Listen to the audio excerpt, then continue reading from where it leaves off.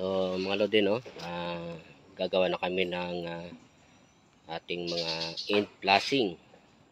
So may mga nagawa na kami doon. Yun ay pang kaliwa, no? Kaliwa. Pang kaliwa yun, pakilawang side. At yung gagawin naman natin ay yung pang kanan. So isi-share ko lang sa inyo kung paano natin palapatin yung ganitong sitwasyon na yung kinakailangan natin ay yung malaki ay napunta sa loob at ito yung nasa labas. So try mo nga, pakita mo nga kung sa kanan yan ay kung sa kaliwa natin ilalagay yan, maluwag yan. So ganyan dapat. So ayan, dapat siya, no, ganyan siya dapat. No, kasi ang mga bended materials gaya ng gutter, end flashing, pag binibind yan doon sa sa bindering machine ay kadalasan yan 4-5, no, ang sabay-sabay na binibind. Kaya ang nangyayari, itong nasa labas ay yung malaki at yung nasa loob ay siya yung maliit. No, sa kadalasan na pagtatagawa natin ng end flashing ay dito tayo kumukuha, no, yung ganito, no, pagka kinuha natin doon, no, na sabay-sabayan sila. So ganito yon ang itsuran pag dumating yung end flashing, no, ganito. So ito, kung napapansin nyo yan, ayan, no, ganyan siya, no, sabay-sabay nila to ibibend. So ito yung nasa loob, maliit yan, at ito yung nasa labas, yung malaki. So dapat pag nagdugtong nito, sunod-sunod yung malaki dapat nasa labas, yung maliit ay nasa loob, no. Pagka ganito, gagawin ito, ito yung nasa kaliwang side, kasi diyan natin ikakabit, no, yung nandun sa likod, yun yung kaliwang side. So sa pagkakaliwang side, ito madali siya trabahuin dahil pagka kinabit natin ito sa taas, yung ang nasa taas ay bandaron, no, at ito naman sa baba. Kaya ang patong natin ay nasa ibabaw, no, para pag yung tubig, umagos yung tubig nandito, hindi siya papasok dito. So kung yun nasa kaliwang side, pag nasa kanan, baliktad ang mangyayari. Ito yung nasa ilalim, siya yung mapupunta sa ibabaw. So yun ang nagiging problema natin. So dito, papakita ko sa inyo, ito yung nagawa na namin para doon dito sa kanan, no, kasi kami pagka gumagawa ng end flashing tsaka gutter, binubuo na namin sa baba para makita natin yung talagang tuwid, kasi mahirap na rin yan ikabit yun nasa taas. Kaya binubuo namin tatlo. So ito yung banda rito. Kaya kung napapansin nyo, ito naman, kung kanina ito yung nasa ilalim ay yung nasa ibabaw kasi papunta tayo doon. So dahil ito nasa kanan, ito naman papunta doon. So kaya yung malaking side ay nasa ilalim. Tulungan mo ako, Jay. Ito natin. So kung ipipilit natin, hindi natin may papalapat. So ang ginawa dito, ayan, no, ginupit natin ito, din tinupi para pumasok. So may mga kaso naman na maliit lang ang diferensya, no, kagaya nito, maliit lang yung diferensya, kayang ipilit, kaya hindi na natin siya ginupitan. So yan, napapansin nyo, yan, no, maliit lang ang diferensya nito, pwede siyang ipilit. Itaw muli.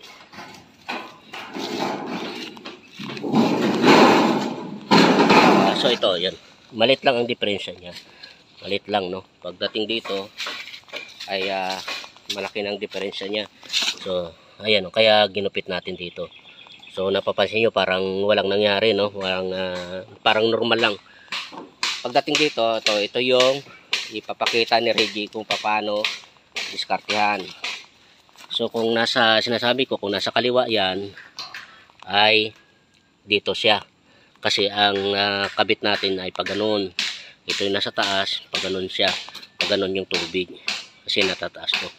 What if kung ito yung nasa taas? So pag ganun naman siya, so baliktarin mo daw, di.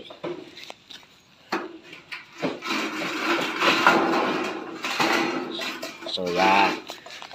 So ang magiging problema natin yan, ayan, malaki no, malaki. No, kasi itong ano na to, itong isa na to ay dito yan galing sa labas. Ngayon ipupunta natin sa loob. Kaya hindi siya papasok.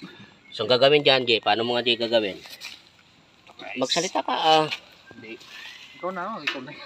Oh, ayan, mamarkahan muna. So pagka in flashing, maliit lang yung ano, yung nasa 10 cm lang ang ano natin, ang overlap natin. Pero pag mga gutter ay 20 cm yan.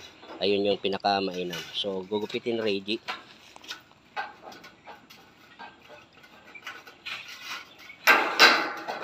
So huwag na natin putulin yung video para makita nila kung paano.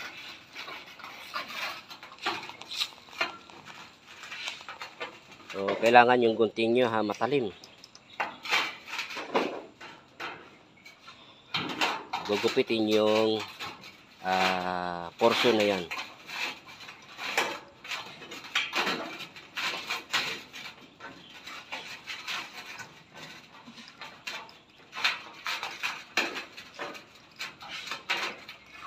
Okay, up, pakasada. Then naputol na natin to, itong bend na to, then babawasan to ni Reggie kasi ito yung kumakalso doon. Babangga. So mga lodi, no, hingi lang ako ng konting pabor sa inyo, no. Kung nagugustuhan yung mga video namin, paki-subscribe na lang mga lodi at paki-like and share na lang, no. Nang sa ganun ay mas marami ang makapanood ng ideya natin, no. At ito kasi ay actual namin ginagawa, no. Hindi kami nagbabahagi ng yung tutorial nasa shop. So, dito kami on site kami sige, pukukin mo pa to. Yan. Pukukin mo pa yan. So ito dapat yan itong portion na to, yan nakalubog yan. Dito. Gupitan mo pa konti lang. Dito. Oh, yan oh. Up. Ayan. Palulubugin nyo lang to ng bagyan. Okay, yan. Dugtong mo na ngayon.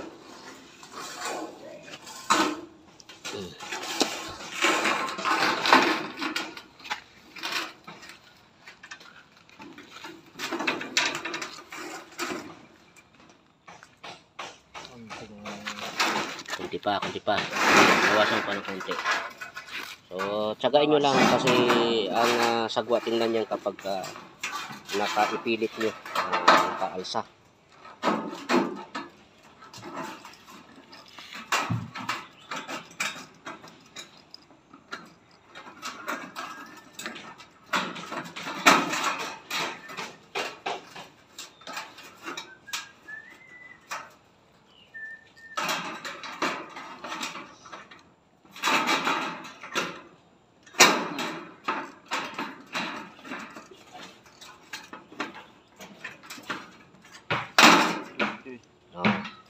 Sige daw.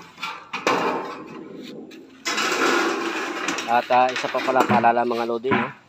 So paggawa nito, itong yung nasa ibabaw na part ng yero ay ito yung ilagay nyo sa ilalim para ito yung side dito, yung parte na to ay hindi naman magasgasan kasi nilalagay natin yan na hila-hila natin, nagagasgasan. At lagay kayo ng patungan na tuwid at nakalibel. So hindi pa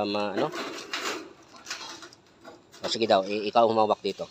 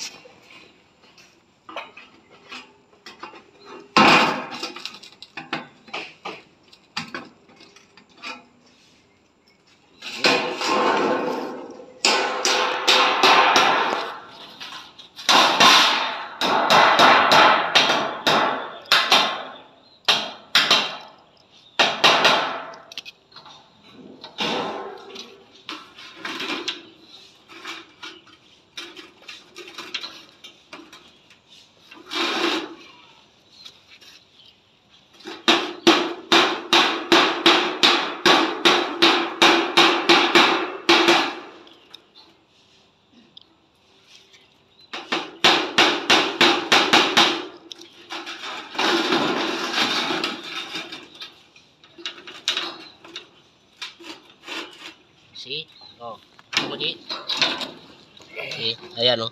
Pansin nyo, lapat na. Ito, pantay na. So ngayon, i-rebit na natin to. Okay? So, ganun lang simple ang gagawin nyo mga lodi, no, para hindi naman masagwa tingnan. So, i-rebit na nga ito ni Reggie. Dito, ipapakita namin sa inyo yung finished product. So, ito na mga lodi, no, natapos na i-rebit. Tingnan nyo naman, no, kung kanina ay ito malaki yung siwang dito sa gilid. Ngayon ay pantay na siya, no. Meron siyang konting diferensya pero hindi na siya halata pag ito ay napapunta sa taas. So, ganun ang diskarte. So, pag dito natin tingnan, so same lang dun sa isa dun kanina na pinakita namin sa inyo. So, ito lang din, oh. Ginupit lang din. So, ito, puputulin na to ni Reggie kasi baka sumabit pa ito. Cut mo na to, G. Ayan. Kasi wala na yun. Tanggalin na yan. At paalala mga lodi, no, yung part na to, ito kasi yung part na to na nakadikit sa ating sanipa. So wag kayong mag-repeat dito habang binubuo nyo kasi bubunggo yan doon sa sanipa natin. So itong parte na to ay i-rebit natin to doon sa may sanipa. So dito sa tuntungan ay wag kayong maglagay dito.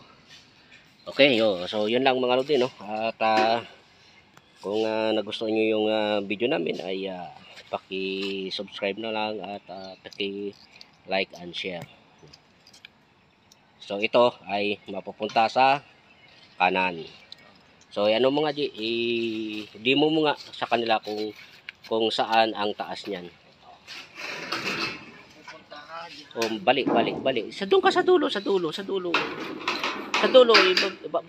Ay, yung si Reggie kasi, yun doon, taas mo doon. Doon. Yan, taas mo dyan.